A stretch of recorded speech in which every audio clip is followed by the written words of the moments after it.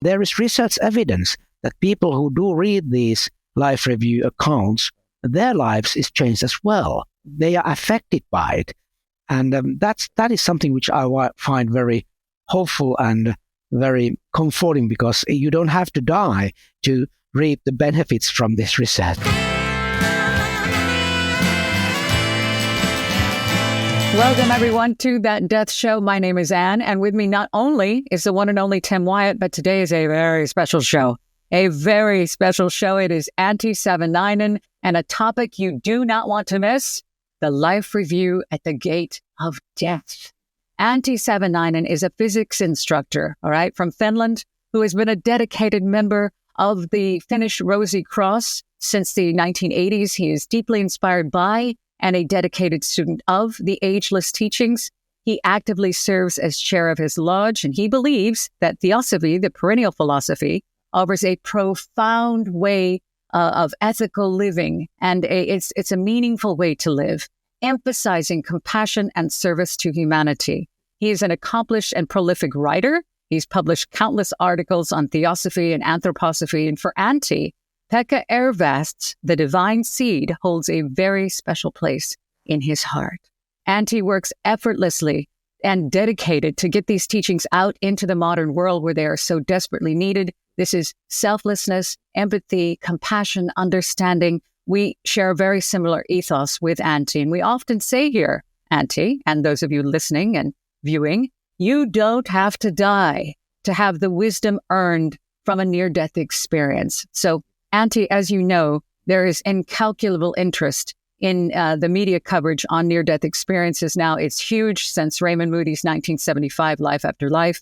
And one of our favorite subjects to talk about here is how synonymous many of these NDEs, the genuine NDEs, are with theosophy or the perennial philosophy. Can you elaborate on this for us, please? Yes, thank you, and for your kind introduction. And this NDE research is one of my favorite topics in theosophy.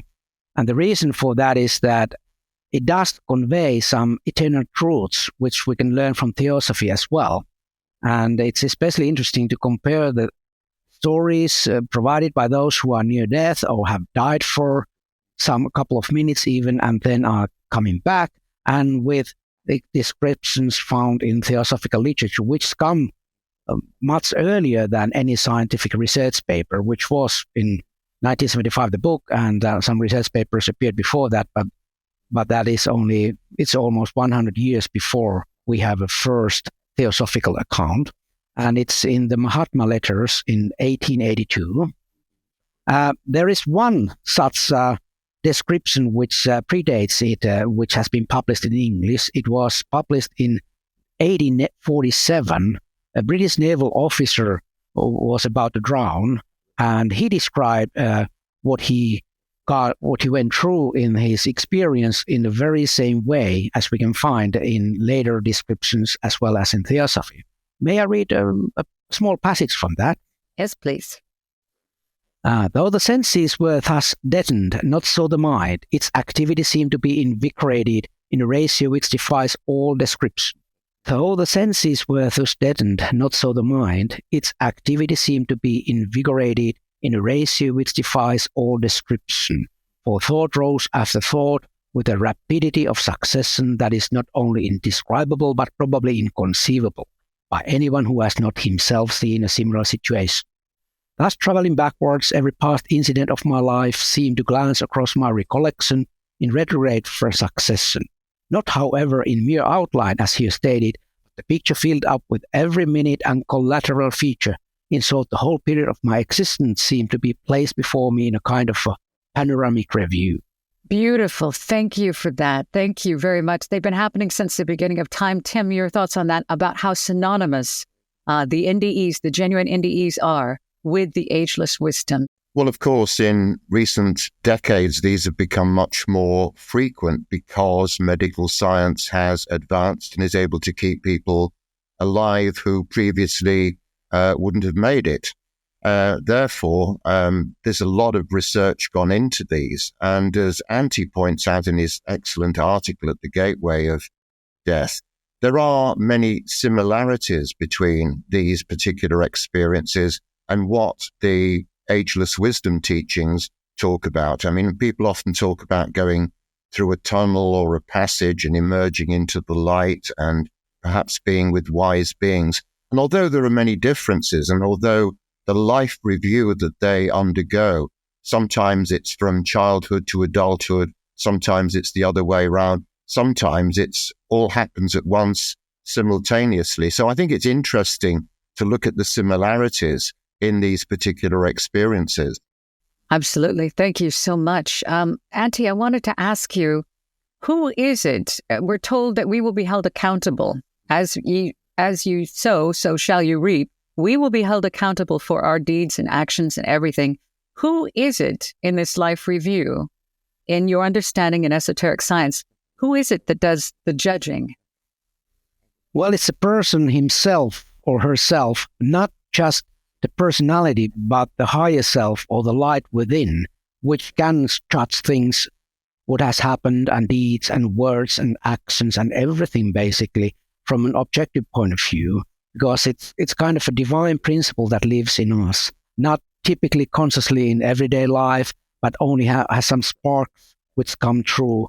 But in that specific situation, then it's alive and active and helps the person to see what has gone wrong and what has been correct in their lives. So Pekka Ervas puts it quite beautiful when he says that it is the life review takes place in the light of the higher self, which is the divine and immortal in us, as Theosophy teaches. And so what this means effectively is that in a great many cases, the soul is being judged by itself. It's not always the case that there is some God on a throne or some other personage who's going to say, you go this way to hell or you go this way to heaven. It's not about that.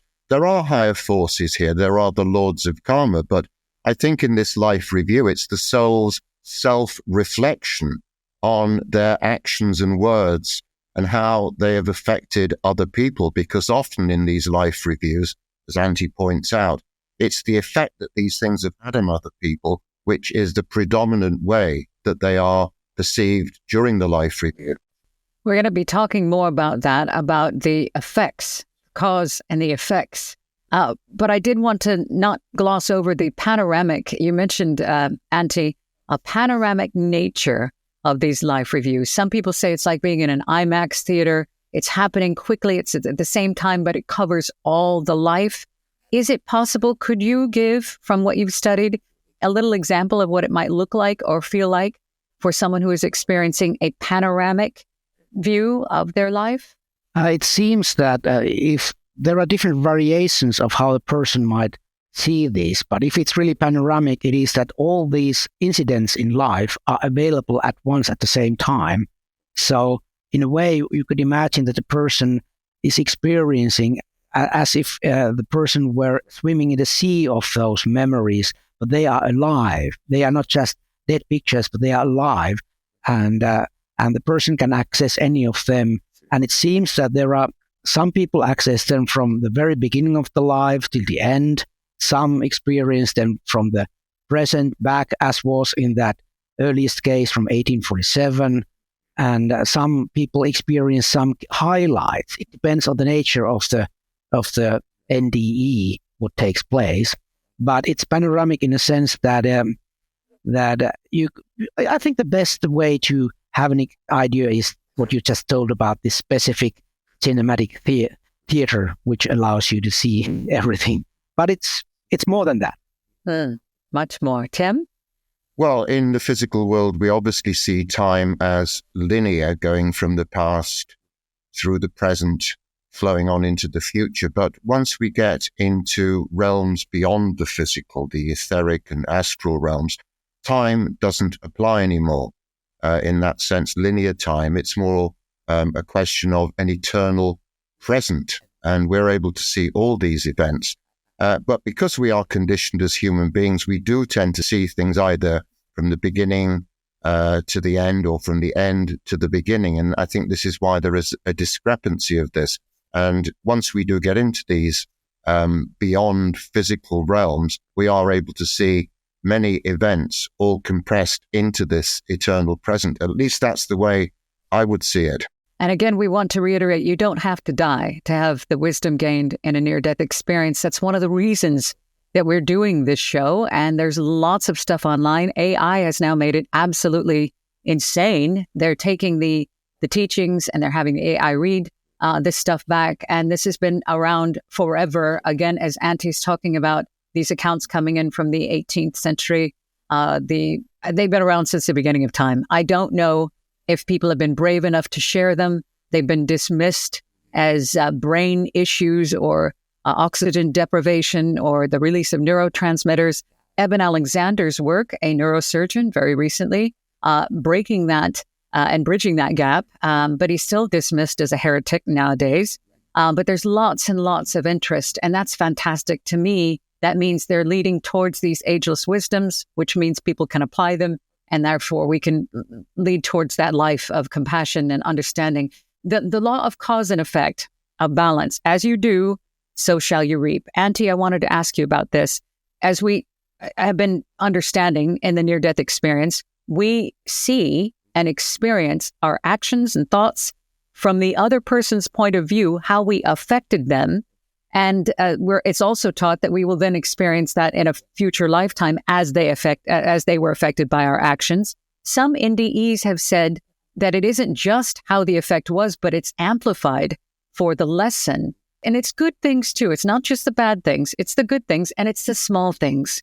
Could you explain a little bit about that cause and effect feeling of everything we do, we will experience the effects of, please? Thank you for asking that. I think that is the key thing in the NDE life review, because that is what really makes a connection with our lives at the moment. So it's not just what happens after, but it's really about what we are doing right now. I could again read a few brief passages from the experiences. So I saw how acting or not acting rippled in effect towards other people and their lives. It wasn't until then that I understood how each little decision or choice affects the world. This is very important. This is something that everyone can do. If you go to a shop or if you just pass by a person in the street, you may have a compassionate look or a kind of a kind thought or a smile or glance or something like that. They all have an effect. It's the little things which matter. It's not always necessarily grandiose acts or something like that, which of course they are good as well, but it's the little things. Imagine how much you can do little good things, even everyday life when meeting people and really listening to what they have to say and even small contacts. So I find this very fascinating, and to be honest, I have tried to apply it in my own life. I typically listen to something, for instance, that Death Show podcast when I'm doing some ordinary things in, for instance, shop. Then I stop it, and then I want to say something to the person taking my money or whatever, just saying hello or whatever, because I try to make it work in real life, at least to some extent. Well, I think that's all we really can do, is that we feel so helpless. We can't make anybody else absorb these teachings. We can become them. And by becoming them, that's how we change the world. That is so beautifully said. Thank you, Antti. Tim, your thoughts on that, please. Well, near-death experiences happen obviously to everyone, despite their age, sex, culture, gender, background, etc., etc. They happen to deeply non-spiritual people. But in many, many cases, people emerge from these near-death experiences transformed as individuals. The classic case is Dr. Eben Alexander, who didn't have a spiritual bone in his body, didn't believe in all this kind of mumbo-jumbo, but he knew that his brain had shut down for that week when he had meningitis, and he knew that consciousness was operating in some other realm. There have been many other cases where greedy and selfish people who are just out for themselves had these near-death experiences and come back transformed. They often completely change their profession, give away their money, and start doing good deeds for other people, because these are very, very spiritually transformative experiences. Not in every case, but in a great many cases, the research shows that they do have this profound effect. If everybody understood that everything that you say and do and even think will be experienced by you as it is felt by others, imagine what a just and more compassionate society we would have. It would be the ultimate law and order. It is the ultimate law. It is the golden rule. But if we only understood that, I think we think that the sages just said, you might want to, be good to each other. But no, this is an essential rule on how to live, because as you sow, so shall you reap in every possible way, not just in the life review, but in a physical body, as it was done to them. So there is one aspect which I like very much, and it's about how we also affect not just to other people, but plants, animals, trees, water, and air. Here is one little passage which I'd like to read. For me, it was a total reliving of every thought I had ever thought, every word I had ever spoken, and every deed I had ever done, plus the effect of each thought, word, and deed on everyone and anyone who had ever come within my environment or sphere of influence, whether I knew them or not, including unknown passers-by on the street, plus the effect of each thought, word, and deed on weather, plants, animals, soil, trees, water, and air. So animals are close to my heart, as well as nature, and so that is something which makes me smile, because it's amazing that we are just eventually one life. All the sentient beings are part of one great life, and that's one of the great teachings of theosophy as well in many religions. Mm-hmm. Beautiful. Working in harmony with nature, we are all connected. It's all the same stuff. If we understood that and lived it, Tim, your thoughts? Well, this is a fundamental point, isn't it? That the universe consists of one life, one consciousness, but differentiated into many different forms, many different classes, many different divisions and kingdoms, some of which we're aware of, some of which we're not. And so if you injure any part of that life, and even if you injure it just mentally, then it does have an effect. People think their actions don't count, that their thoughts and their emotions don't count, but they all send out ripples into the universe, and those ripples come back eventually to have their effect. And that's inescapable. And when people start to remember this, over time, they will begin to behave very differently to each other, to the animal kingdom, and to the physical structure of the world, I would hope. Thoughts are living forces, choose them wisely. Perfectly said, Tim. Thank you. Antti, not all NDEs that we see online, and there are so many, more every day, not all of them are genuine. There's a few times I'll be listening, I'm like, oh, I can tell that's spin. They're spinning it towards a certain religion to be able to say, obviously, I saw whatever God insert here, therefore that was right. From my understanding, that's just they're experiencing what they knew on Earth. Can you elaborate on possibly how our viewers and listeners can discern between genuine and not so genuine NDEs, if you can, please?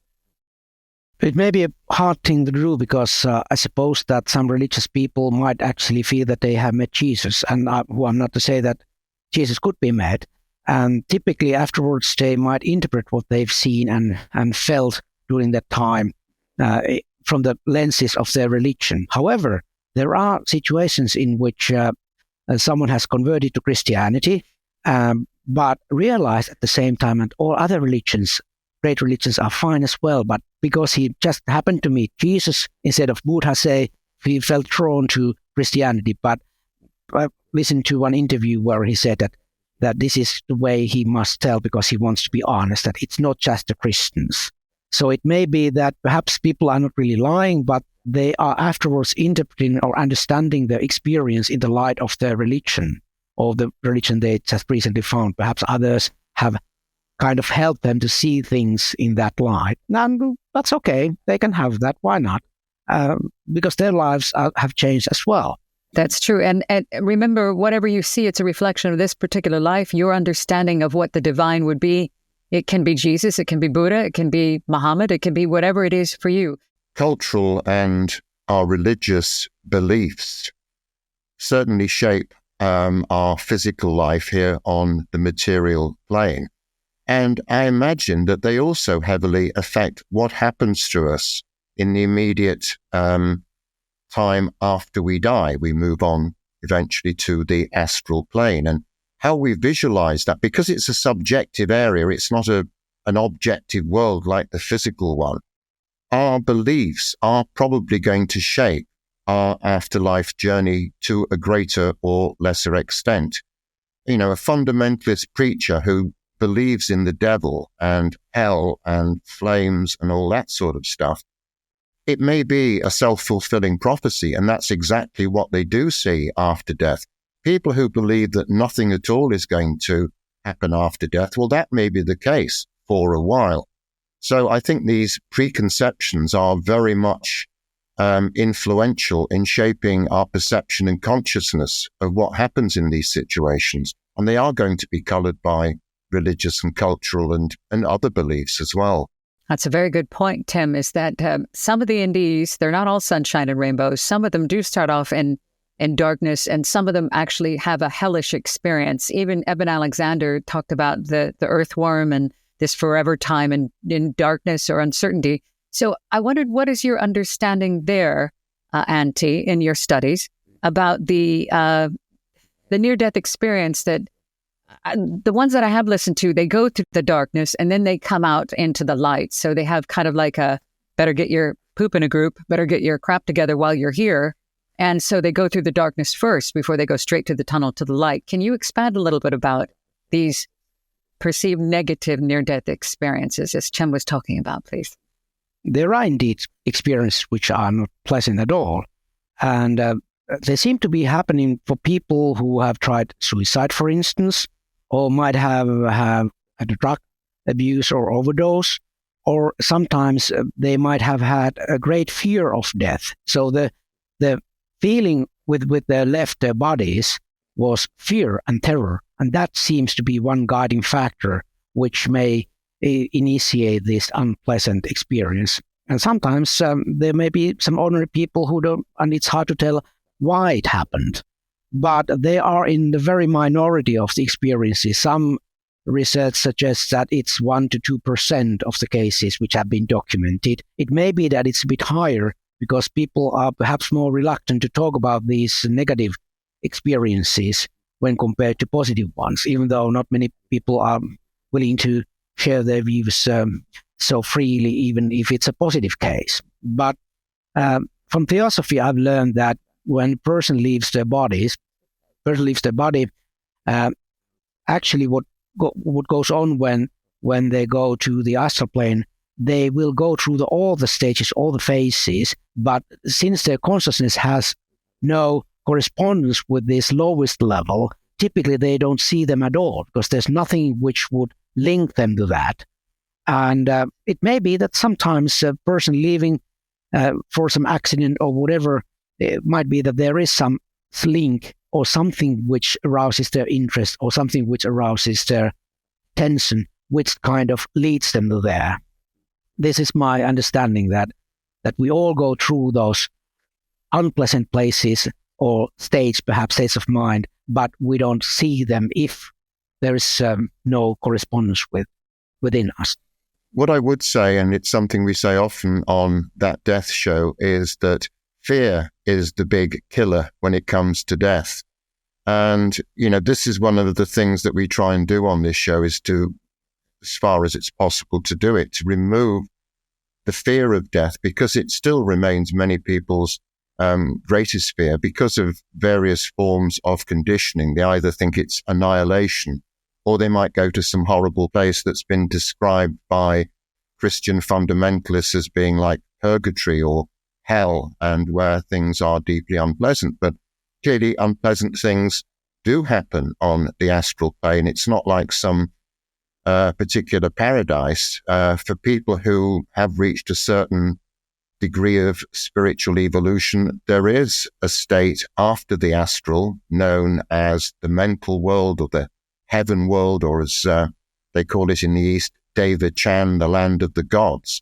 So there is that world, but the intermediate world may be a deeply unpleasant place where people do have to face up to the consequences of their life on earth.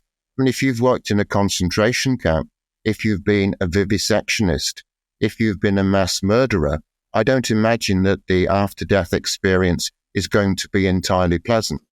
I think about that a lot when I look at our world, when I think of people building up all of this negative karma from selfishness, cruelty, horrific cruelty, thinking that this life is the only one and that they're going to get away with murder. No one gets away with anything. Everything is balanced out in the law of karma and equilibrium. My God, my God, my God. And only when I understood later in my life, I'm in my late 50s, and only when I understood, dear God, karma is not just a thing that happens here and now. It's not lightly taken. It is the law of laws. And it's just so important. Thank you for that, Tim. Antti, you mentioned Dr. Raymond Moody's concept of the life review as a 1-minute psychotherapy. Can you elaborate on the potential therapeutic benefits of understanding the life review process? How important it is that we take these NDEs? Why are they coming through now? Why is it important to know about them? Yes, people who experience it, their lives change dramatically. They start driving towards goodness and compassion, and they have strong urge to be honest, never tell a lie, and they try to keep their promises. So this is quite a common theme, and that's probably why Dr. Raymond Moody coined that nice term, 1-minute psychotherapy, because one understands oneself much better after that, seeing all the good things and all the not so good things, and realizes what is essential in life. It's that striving towards to be a better person and better friend and better neighbor and better husband and whatever the role we are playing in our lives.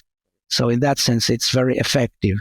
And even sometimes people who have been associated with crime or just what Tim referred to earlier on, just getting more money, they have changed their lives completely. So this is very nice. And there is research evidence that people who do read these life review accounts, their lives is changed as well. They are affected by it. And that is something which I find very hopeful and very comforting, because you don't have to die to reap the benefits from this research. Well, interestingly, when they first started doing hypnotic regression into past lives in the 1950s, the initial reason that this was done was for therapeutic reasons. People had inexplicable illnesses which couldn't be diagnosed even by experts. But when people went into hypnosis and started discovering these past lives, they often saw the original cause of the trauma which is playing out physically in this life. And simply realizing it often had a hugely therapeutic effect on people. And so that was one of the principal reasons that it was used. And some people went through remarkable cures where medical science in its conventional form had been unable to make any improvement or intervention at all. Thank you. Yes. And I was thinking that as we're watching these NDEs come through, there was the Anita Morjani, we have Evan Alexander. There's some really, really big ones. But I see the NDE, Antti and Tim, I see it as a report card, period. I don't see people who have an NDE being more spiritually elevated. I think they're really lucky to get a report card because it helps them. I would love to have a report card like that, but you can get the report card by looking at these teachings. We call them the Ageless Wisdom, Theosophy, Anthroposophy, wherever you're going to start. Just look and you can find them. They're all online. They're all absolutely free. And just because somebody did have a near-death experience, we tend to idolize people and the messenger. That's just what humanity does. But it's a report card, and that's my understanding. So through your experience, both of you, how would you say, because I always say, well, look for it online. How would you say, you listen to that death show, go to the links that are here or start anywhere. How would you both say that those who are listening and viewing, how could they, if they want to have the wisdom from a near-death experience, where do they begin? How do they start? And let's give them some actual factual information on how to do it. Well, if you are scientifically inclined, like I am, after all, I'm a science and physics teacher, you might start with Pinwan Lommer's research group's The Lancet paper from 2001. The Lancet is the second best medical journal on the planet, and it's only 4 pages long, but it very nicely and scientifically describes the findings of perhaps the best study conducted so far. It was longitudinal, and it had rated almost 400 people who had experiences, near-death experiences. And then it had this prospective aspect, which is very important in medical research. If it's retrospective, it's something which happened in the past, but they took everyone who came to hospital had a heart attack, and started to following them up. People who remembered, who didn't remember what happened to them during the time when they were dead, clinically dead, that is. So it might be a good place to start. And Pimo Lommel has a nice book about this, consciousness. It's by some other book. It doesn't really matter which describes, if it's written by a scientist, if you want to look a bit more objective perspective. Then again, if you are not that scientifically inclined, you might look for a nice theosophical presentation of near-death experiences or death in general. For instance, I was playing a part in publishing a book on Pekka Erva's teaching, From Death to Rebirth. You might start from there. It's only about 100 pages easy to read, and I think it might give you persons some insights and some hope. And there are many other books as well. Or you might go on YouTube and just write down near-death experiences to find reasonable and very insightful and moving descriptions. So it's not and all this is free, so you don't have to pay for anything. Tim, what are your thoughts? Where can they actually tactically start if they're just beginning and they go, I want that wisdom from a near-death experience? Where do I start? What's your opinion? Well, you can do a lot worse than read Dr. Raymond Moody's books, because he's the grandfather of all this. He's the godfather of it all. And there are many other books, Pim van Lommel as well, and other early researchers. But there is so much of it now. I think you have to, on the one hand, be open-minded as to what's there, but at the same time, you have to discriminate against some of these things, because as you rightly pointed out, people do use them to propagandize for religious reasons. And I think when people start doing that, these experiences become less authentic. But generally speaking, religion doesn't seem to always play a part in this. And many of the studies have shown that as soon as people have gone to the other side and returned, they are, in many, many cases, transformed for the better. They've become spiritually opened in some way, in a way that perhaps they weren't prior to that. The discovery of theosophy, that was my introduction into it, the discovery through the writings of William Walker Atkinson. There are free texts on this channel, on the YouTube channel, Light on the Path, Voice of the Silence. The 14 lessons, they're all there. I just felt so overwhelmed when I met them, when I found them, and then I applied them, and then I became them to the best of my ability. And it's not just a finished project. It's always in process. So I apply them in my daily life, through the trials, through the good, calm times. I apply them and I try to become them.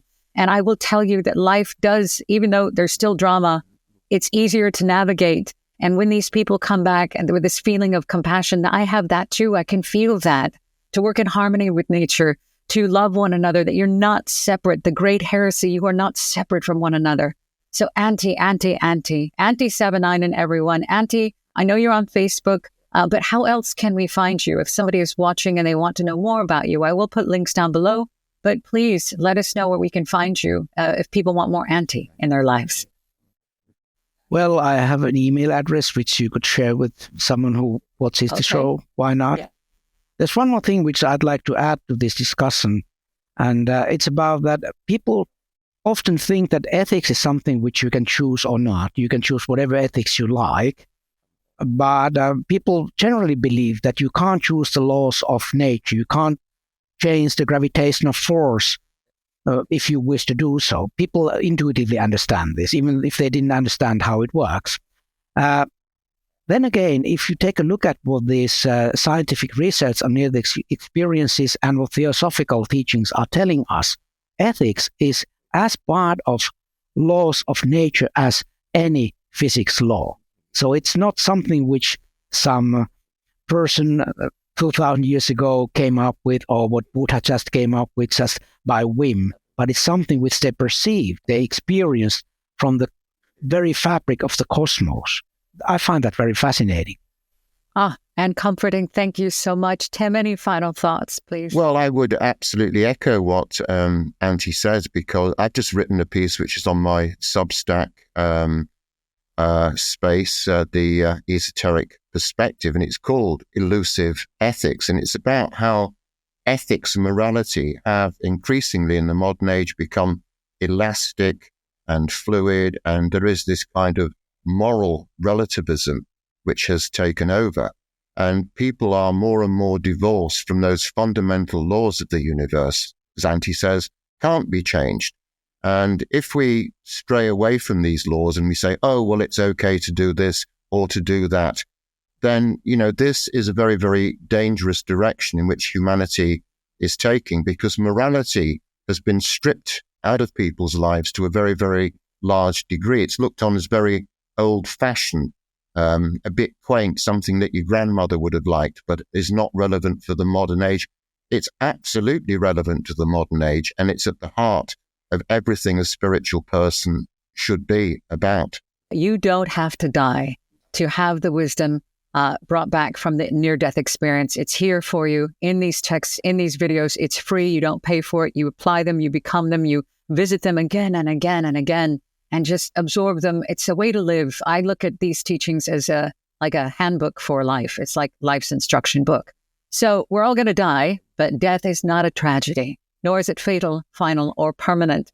Antti, thank you for being with us today. We would love to have you back as often as you'd like. And thank you for your support online too. It's a new podcast. We've only been doing this for a little bit of time. We're cutting our teeth. We're learning a lot. We also tell you about the Substack that goes hand in hand with this show. It's called The Esoteric Perspective. Tim was just talking about it. If you love what you get here on That Death Show, please check it out. It's absolutely free. The link is down below. Also, the film, The Myth of Death, which came out in the summer. Antti, thank you for your review on that as well. That's the reason we're sitting in these chairs right now. You can watch that for free on our YouTube channel as well. It is smashing it at film festivals. Please check it out, The Myth of Death. It is the most comforting film about death I have ever seen in my life. And that I'll stand right by that. I'll die on that hill.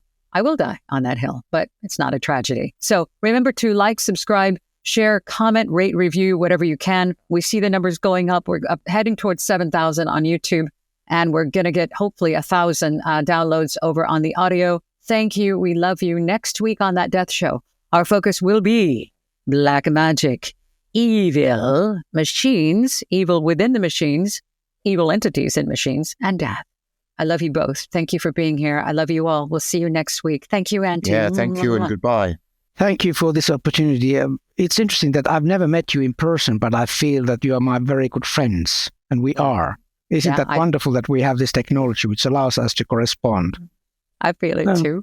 It's quite amazing. Death comes to us all, but death is not a tragedy. Everyone's Book of the Dead by Tim Wyatt reveals a whole new perspective on what lies beyond this earthly life. The Egyptians have a Book of the Dead. The Tibetans have a Book of the Dead. Shouldn't you have one too? This captivating, richly illustrated book explores the mystery of death by examining it from every angle, sharing the ageless esoteric teachings on karma, reincarnation, and after-death states, as well as examining death and dying in different cultures, religions, and spiritual traditions. Death is not fatal, final, or permanent, but simply a transitional doorway to a new beginning. Get your copy of Everyone's Book of the Dead today at firewheelbooks.co.uk.